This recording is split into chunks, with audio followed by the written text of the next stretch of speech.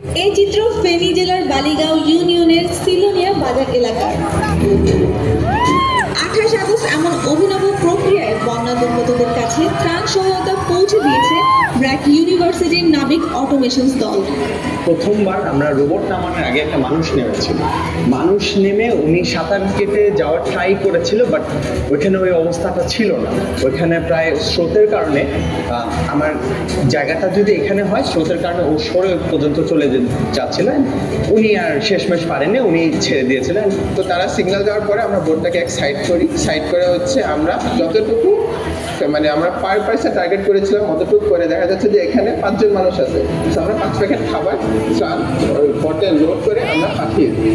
মাত্র কয়েকজন তরুণ মিলে দুর্গম এলাকায় অন্তত 150 পরিবারের কাছে নিয়ে যান ত্রাণ সহায়তা। আমাদের মূল উদ্দেশ্যটা ছিল হলো মেডিকেল সাপ্লাইজ বিতরণ করা, যেহেতু মেডিকেল সাপ্লাইজ এতটা দেওয়া হচ্ছিল না। সো আমাদের সাথে পেট ব্যথার ওষুধ, জ্বরের ওষুধ, তারপরে পানি ফিল্টার করার ওষুধ, স্যালাইন, তারপরে মহিলাদের প্যাডস, এই কয়টা মিলে, সাথে খাবার ছিল ব্রেডস অ্যান্ড চিরা।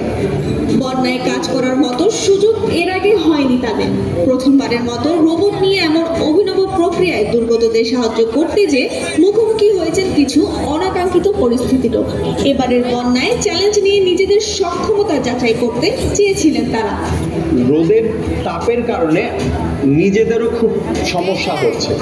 ওইখানে আমাদের রোবটটা যেহেতু আগে কখনোই করেনি, এইসব এনভায়রনমেন্টে টেস্ট করা হয়নি, ও প্রচন্ড পরিমাণে গরম হয়ে যাচ্ছিল। ও ঠিকমতো করে ফাংশন করতে পারবে নাকি এটা আমরা শিওর ছিলাম না।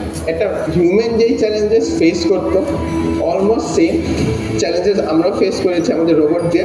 বাট সেফটি পয়েন্ট হচ্ছে কোনো human life was not in risk. গেলে there was this components and stuff, electrical components আমরা হারিয়ে ফেলতে দিচ্ছি। কোনো হিউম্যান লাইফ আমাদের রিস্কের নাই।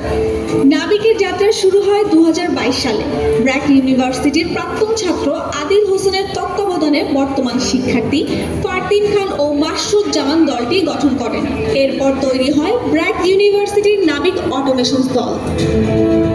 রোবটের সাহায্যে